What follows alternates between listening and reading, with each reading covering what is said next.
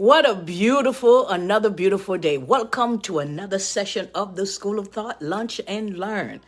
Today, grab your pen and your piece of paper because we're about to claim the real and the true definition of love.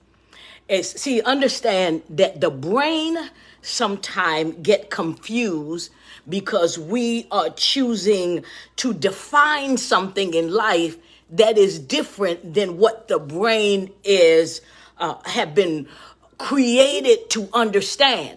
So sometimes your brain get confused and you start getting angry because there is a lack of proper definition of something. Your brain needs the proper definition of what it was created to do. Now, the proper definition and reclaiming the definition of love, and might need to do part 2 on that one. We're going to start with part 1. We have defined love in a whole different realm in this arena. We have said, like, I want you to follow me here. We put love is in one bowl. And then in that bowl, we say, if you love me, you will do this. If you love me, you'll accept my choice. If you love me, you'll accept whatever decision that I make, which is not true. Because this bowl of love is not the same bowl of acceptance. Because I love you does not mean I have to accept your choice. And we have put all of that together into one, and then our brain is going crazy. Say, I don't understand. This is not the proper definition. And then your brain is going crazy, and everybody's telling you, yeah, that's true. And you're thinking something is wrong with you because you say, but my brain is rejecting that. It doesn't seem right because it's not right. Because I can love you, but I have the right not to accept your choice. I have a right to say, I don't agree with your choice. I have a right to say that I don't agree with whatever your views are. It does not say that I don't love you. As you know, in the book of life, remember what happened when Adam and Eve decided to do something different than what God told them to do. It did when God put them out because they made a choice. Does that mean that he didn't love them anymore? Did Adam and Eve say, God, if you love me, you'll accept the choice that I made, even though you told me not to participate in this tree, and I decided it looks good. It looks good to my eyes, and I feel good about it, so I'm going to participate in that tree. Did they tell God, well, you didn't love me because you put me out? No, they didn't. He loved them, and he still put them out. Okay? He still said, get out, right? Go until I give you access again to give you another opportunity to make the correct choice. But he doesn't mean that he didn't love them. So it's the same way that it does not mean even with your children. Well, because your children made a choice, that is not a choice that you would prefer for them. And they will say, Mom, Dad, if you love me, you'll accept my choice. You'll accept what I decided to do. Doesn't have nothing to do with my love for you. I could love you, but I still believe that you made the wrong choice. If someone, let's say someone have diabetes, and what makes them happy is to eat a cake. And are you going to keep bringing them a cake every day? Say, well, as long as it make you happy, because I love you. No, you're not. You're going to tell them this is not good for you. I'm not going to bring you no cake. You shouldn't be eating your cake. You have diabetes. You stop eating those sweets. It's the same concept. But the person will tell you, if you love me, you will do this. It's called manipulation. It's not called love. Because you said, if you love me, you'll do this. If you love me, you'll accept this. No. If you love me, you'll accept that I'm going to abuse you. So you telling me that for me to show my love to you, I have to accept your abuse? No. I have to accept your mental, physical, emotional abuse to show you that I love you? No. So every parent out there, You're not wrong.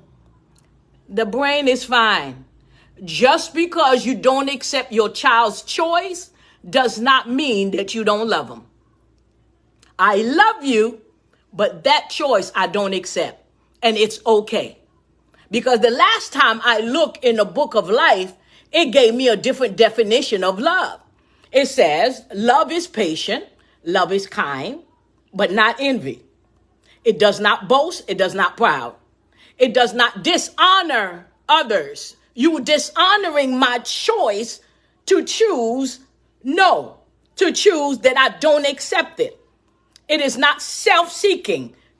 How can you love me when you're only seeking for you to be happy? What about my happiness? Right? It's not easily angered. It keeps no record of wrong. Love does not delight in evil, but rejoice with truth. It always protect, always trust, always hope, always preserve. Now, it doesn't work one way. Now, some people will take all of that. That's right. If you love me, you won't dishonor me. If you love me, you'll accept my truth. If you love me, but what about the truth that I stand on? Because I don't believe in everybody have their truth. You have your perspective, but there's only one truth. There's no several truth. You have your perspective. You have your experience, but it does not mean it's the truth. So, me telling you, oh, baby, you could go ahead and choose whatever you want. I love you. And that if your child chooses to fall in love with a murder, is that okay with you?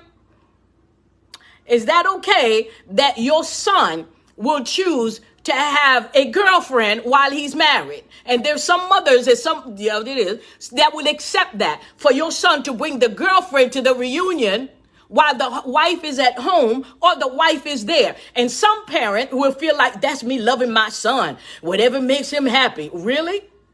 Really? We really believe that it's okay for me. This is the way for me to show my love to my son, for me to accept him and his girlfriend, an adulterous relationship, for me to show that I love him and he's married and you disrespect. That's okay. That's not love, baby. It's not love. That is not love. And it's time for us to reclaim the definition of love. And if I said I love you, I'm going to stand on what I believe is true. You may not agree, but you have to respect the fact that is my experience and this is what I believe. If that's what you believe something else, we could love each other, live with each other in peace, but you're not going to make me accept your choice to prove that I love you. That's not going to happen. I'm going to have part 2 for you on Friday, but that's not going to happen because the truth is I have my experience, you have your experience, and it may not match.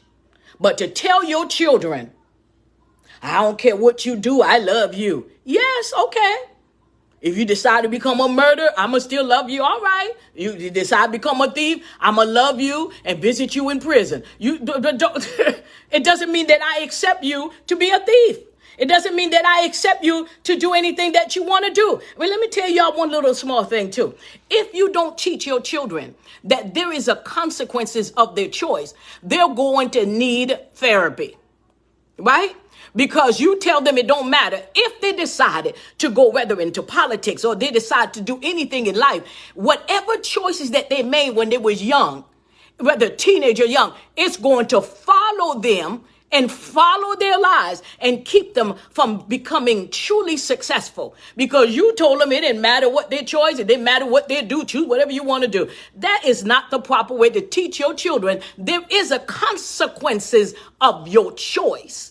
If you choose that, fine. This is the consequences. You choose this is the consequence. I'll still love you either way. The same way God loved Adam and Eve when they made their choice. And he still put them out. Yes, he did.